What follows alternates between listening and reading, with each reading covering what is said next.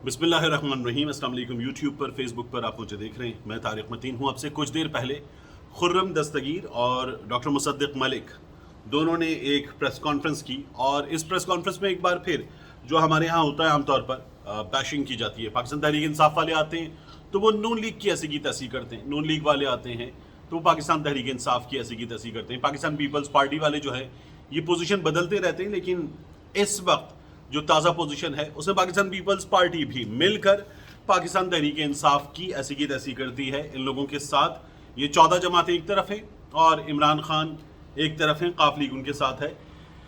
इस press conference में खुर्रम दस्तगीर साहब ने बात की एक बार फिर नैपियों की। वो जो चौधरी परवेज़ इलाही ने इंटरव्यू दिया था और कहा था कि इमरान खान के बारे में कहा था कि नैपियां बदली जाती रहीं इनकी 3.5 साल। महर बुखारी साहबा को इंटरव्यू था तो खुर्रम दस्तगीर साहब ने हवाला दिया उस इंटरव्यू का, और उस इंटरव्यू का हवाला देते हुए उन्होंने कहा कि 17 जुलाई को किसने किसकी नैपियां बदली हम जानना चाहेंगे। और उन्होंने ये भी पूछा कि कल कौन किसकी नैपियां बदलेगा, यानी कि ये जो वज़ीर आला पंजाब का इंतखाब है इसके मौके पर क्या होने जा रहा है। तो इसमें सबसे पहले तो नून लीग के लिए बुरी खबर है, बहुत बुरी खबर है। बुरी खबर यह है कि हमजा शहबाज का एक वोट मुमकिना तौर पर कल नहीं होगा। यानी जो 20 नशिस्तों का इंतखाब हुआ, 15 पाकिस्तान तहरीक इंसाफ ने जीत ली, 4 पे नून लीग कामयाब हुई, 1 पे आज़ाद उम्मीदवार कामयाब हुआ। आज़ाद उम्मीदवार ने भी नून लीग की हिमायत का ऐलान कर दिया, और उसके बाद हमें ये पता चला कि PP 7 पर क्या हुआ है।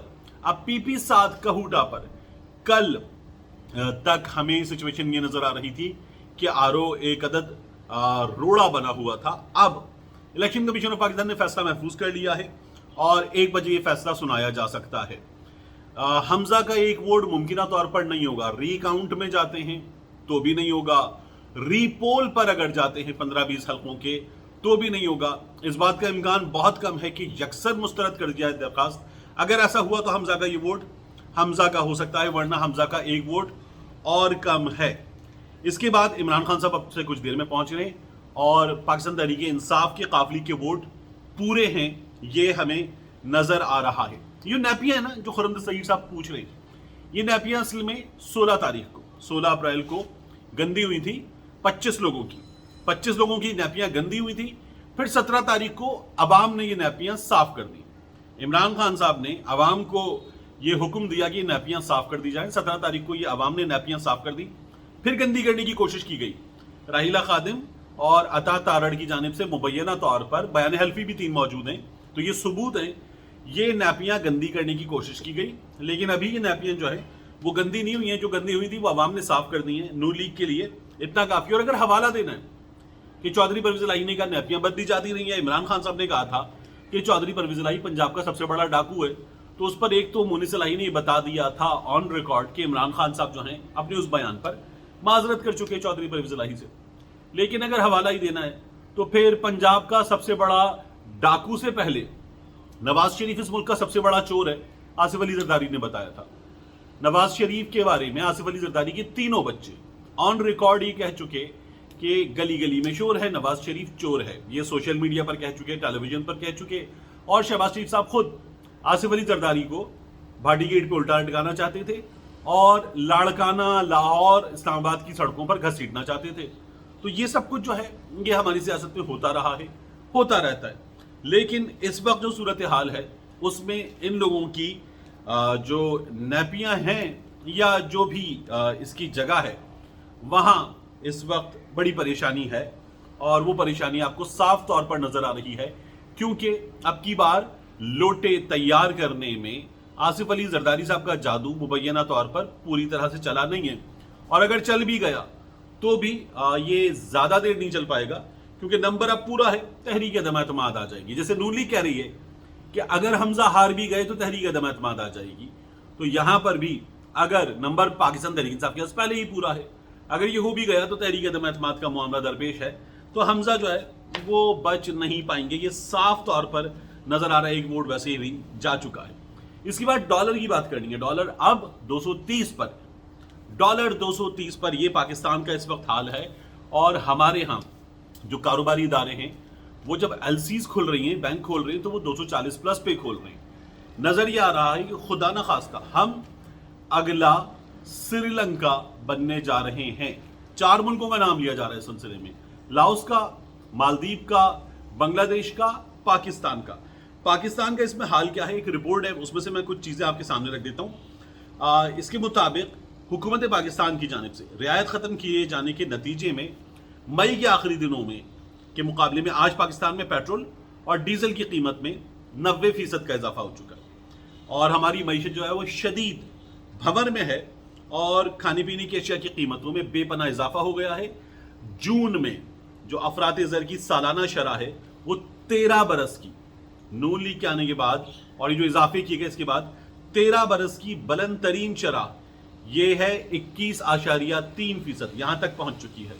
سری لنکا اور لاؤس کی طرح پاکستان کو بھی غیر ملکی کرنسی، خاص طور پر ڈالرز کی کمی کا سامنا ہے، اور پاکستان کے زر مبادلہ کے ذخائر گزشتہ برس اگست کے مقابلے میں، گزشتہ برس اگست میں پاکستان تحریک انصاف کی حکومت تھی، اگست کے مقابلے میں آدھے ہو چکے ہیں پاکستان کے زر مبادلہ کے ذخائر۔ اخراجات اور آمدنی، اس کے فرق کو کم کرنے کے لیے انٹرنیشنل مانیٹری فنڈ کی شرائط کے تحت پاکستان کی حکومت نے بڑی صنعتوں پر ایک برس کے لیے 10% کا اضافی ٹیکس عائد کیا۔ اب ہمیں ہر چوتھے روز خبر مل رہی ہے کہ بجلی کی قیمت میں اضافہ ہو گیا ہے، پیٹرولیم مصنوعات کی قیمتوں میں اضافہ ہو رہا ہے، ڈیلرز کا مارجن بڑھ رہا ہے۔ ہمارے ہاں عام چیزیں تو چھوڑیے، دوائیں اس وقت مارکیٹ سے غائب ہو چکی ہیں، اور پاکستان کے ان حالات میں جہاں جہاں یہ حالات ہوئے وہاں چینی قرضے، ایسے قرضے جو بہت زیادہ پروڈکٹیو چیزوں کے لیے نہیں دیے گئے، ان کا بھی بڑا عمل دخل ہے۔ اور ہم خدا نہ خواستہ آمین کے یہ خدشہ پورا نہ ہو، میرے منہ میں خاک، لیکن ہم جو ہے وہ next Sri Lanka in the making ہیں۔ یہ صورتحال اس وقت انتہائی خطرناک ہے۔ اس کے بعد ایک بات اور، یہ بات ہے ایم کیو ایم کی، یہ بات ہے پاکستان پیپلز پارٹی کی، یہ بات ہے کراچی کی، حیدرآباد کی، شہری سندھ کی۔ یہاں پر جون کی 24 تاریخ کو یہ لوگ عدالت گئے، اور عدالت جا کے انہوں نے کہا کہ انتخابات ملتوی کر دیں۔ سندھ ہائی کورٹ نے ان کی یہ درخواست رد کر دی اور کہا کہ نہیں ملتوی ہوں گے۔ اور اس کے بعد اب ہوا یہ ہے کہ چیف سیکرٹری کی درخواست پر الیکشن کمیشن آف پاکستان نے انتخابات ملتوی کر دیے ہیں۔ یہ 24 جولائی کو ہونے والے انتخابات ملتوی ہو گئے۔ کراچی حیدرآباد میں بڑا ماحول تھا، بلدیاتی انتخابات کے حوالے سے ایک مہم نظر آ رہی تھی، گہما گہمی نظر آ رہی تھی۔ کراچی کی سڑکوں پر جگہ جگہ جماعت اسلامی کے، پاکستان تحریک انصاف کے، ایم کیو ایم کے، کئی جگہوں پر پیپلز پارٹی کے چھوٹے چھوٹے کیمپس لگے ہوئے تھے، ان میں لاؤڈ اسپیکر کے ساتھ ان کے ترانے بج رہے تھے، اور انتخابی مہم تھی۔ اچانک یہ سب کچھ جو ہے وہ لپیٹ دیا گیا، بتایا یہ گیا کہ شدید بارشوں کا خطرہ ہے، شدید بارشوں کا خطرہ ہے، جس کی وجہ سے یہ انتخابات جو ہے وہ ملتوی کیے جا رہے ہیں۔ میری ایم کیو ایم کے کچھ سورسز سے بات ہوئی ہے، اور ان کا یہ کہنا ہے کہ ہمارے بڑوں کو پاکستان تحریک انصاف نے اچانک جس طرح پنجاب میں 17 جولائی کا مارکا مارنے کے بعد فوری طور پر رخ کیا کراچی کا، مراد سعید کراچی میں، شہریار آفریدی کراچی میں، اسد عمر کراچی میں، عمران خان کراچی آ رہے ہیں، دیگر لوگ کراچی آ رہے ہیں، علی محمد خان کراچی میں، تو یہ نظر آنے لگا کہ پاکستان تحریک انصاف کا زور بہت ہے، ہوا پاکستان تحریک انصاف کی چل رہی ہے۔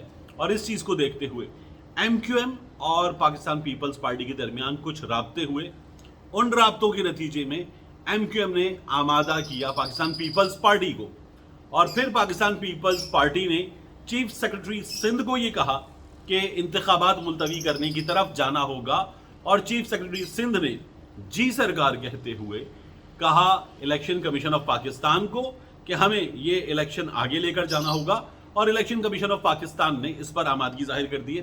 لیگل بیٹل میں جائے گا معاملہ، 28 اگست تک یہ معاملہ چلا جائے۔ بہت مشکل بات ہے، یاد رکھیے گا 25 جولائی کو عام انتخابات ہوئے تھے، تو بارشوں میں اور بارشوں کے موسم میں، بیچ مانسون کے موسم میں پاکستان میں انتخابات ہوئے ہیں۔